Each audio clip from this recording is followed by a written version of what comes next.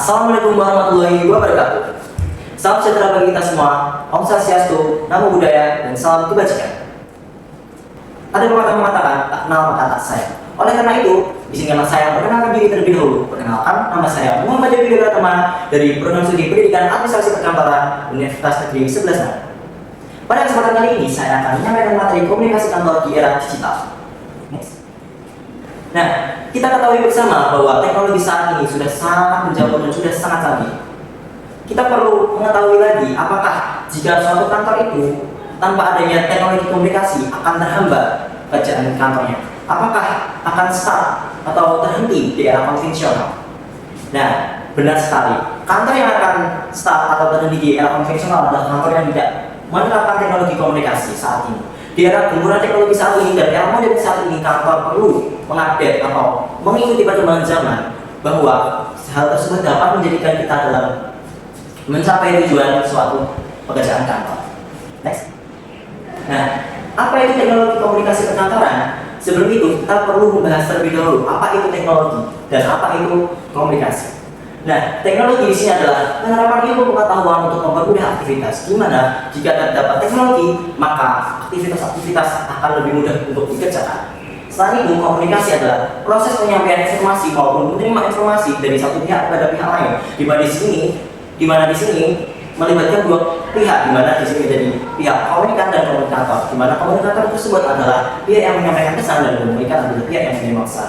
Dan pesan yang disampaikan diharapkan dapat menimbulkan timbal balik kepada komunikator. Nah, teknologi komunikasi di kantoran adalah pemanfaatan dari teknologi tersebut. Jika teknologi digunakan, maka kita akan terus terdukung pekerjaan kantornya, dan kita juga akan lebih mudah dalam menyampaikan informasi dalam pelaksanaan kerja kantor. Next. Nah, di sini saya sudah menyiapkan beberapa rangkuman terkait evolusi komunikasi kantor dari manual ke digital. Di sini kita lihat bersama di tahun 1970 itu kantor masih menggunakan surat manual, di mana surat-surat tersebut masih tulis dengan tulisan tangan dan masih dikirimkan melalui kurir atau jasa kirim yang tentunya dapat membuat banyak sekali biaya-biaya yang perlu dikeluarkan. Nah, selanjutnya pada tahun 1970 hingga 1980-an, kantor sudah menggunakan teknologi, walaupun teknologi tersebut masih menggunakan teknologi analog, di mana di sini adalah mesin ketik dan memo cetak. Dan pada tahun 1980 hingga 1990-an, kantor sudah menerapkan teknologi dalam menyampaikan informasinya. Di sini teknologi tersebut adalah faksimile dan telepon kantor, di mana faksimile dan telepon kantor ini masih bersifat analog dan tidak bisa dilakukan secara jarak jauh maupun real time, tapi masih ada keterbatasan. Nah, pada tahun 1990 sampai 2000-an, di sini kantor sudah menerapkan email dari komputer kantor, di mana komputer itu sudah menjarak, di mana semua itu bisa menyebarkan informasi melalui komputer tersebut. Nah, selanjutnya di sini ada aplikasi chat dan video call pada tahun 2000 sampai 2010. Aplikasi chat dan video call sudah merebak pada tahun tersebut, di mana aplikasi chat seperti WhatsApp, terus kemudian Zoom itu sudah ada pada zaman tersebut. Hal tersebut dapat memudahkan kita untuk melaksanakan komunikasi di dalam perkantoran. Selanjutnya adalah tahun 2010 hingga saat ini, di mana sekarang berfokus pada cloud dan kolaborasi digital. Saat ini kita ketahui bersama bahwa suatu kantor sering sekali mengadakan Zoom atau mengadakan rapat secara daring, di mana rapat tersebut dilakukan secara real time walaupun di berbagai tempat seperti itu. Next. Nah, di sini saya sudah menyiapkan peran teknologi komunikasi di kantor. Mengapa komunikasi di kantor itu penting? Mengapa teknologi komunikasi kantor itu penting? Nah, di sini saya juga merangkum 4 poin besar di sini, di mana cepat. Komunikasi kantor dapat mempercepat informasi, di mana informasi yang telah disampaikan dapat disampaikan dengan cepat dan tepat kepada para penerima informasi. Dan selanjutnya adalah hemat.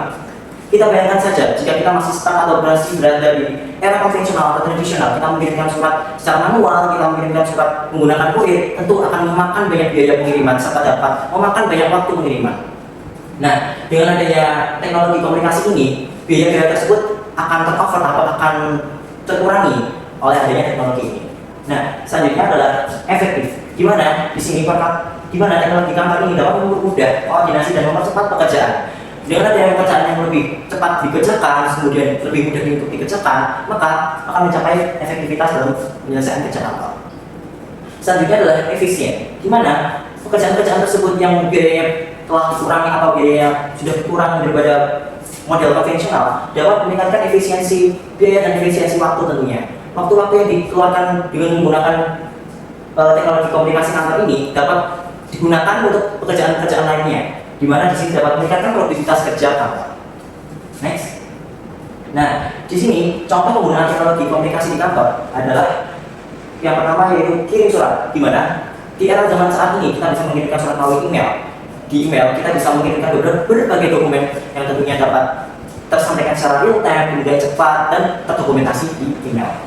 Selanjutnya, rapat mingguan. Coba kita bayangkan bagaimana jika kita masih menggunakan model konvensional atau model tradisional. Kita masih memerlukan rapat secara langsung, terus kemudian ini berlangsung secara lama. Nah, kita perlu adanya teknologi yang dinamakan Zoom. Aplikasi Zoom ini dapat membantu kita dalam membentuk atau mengadakan rapat mingguan secara real time walaupun berbeda tempat atau berada di berbagai tempat seperti itu. Nah, selanjutnya adalah koordinasi tim. Koordinasi tim dengan menggunakan sistem atau model tradisional tentunya akan memerlukan waktu yang lama. Nah, dengan adanya WhatsApp atau aplikasi yang saat ini sedang marak, tentunya komunikasi itu dapat dilaksanakan dengan mudah dan dapat mempermudah koordinasi tim, sehingga adanya hal tersebut ini dapat membantu pekerjaan kantor atau mempermudah efektivitas kerja kantor. Selanjutnya yaitu adalah arsip surat, di mana arsip surat di sini sudah mulai disimpan menggunakan Google Drive. Di Google Drive kita dapat menyimpan beberapa surat-surat atau dokumen-dokumen yang penting. Dengan adanya dokumen-dokumen yang penting itu dijaga dengan aman di dalam suatu sistem atau folder yang telah kita buat di Google Drive, di sini dapat membuat kita lebih mudah untuk mencari dokumen tersebut dan sehingga kita dapat membuat suasana kerja kantor kita menjadi lebih produktif dan efisien.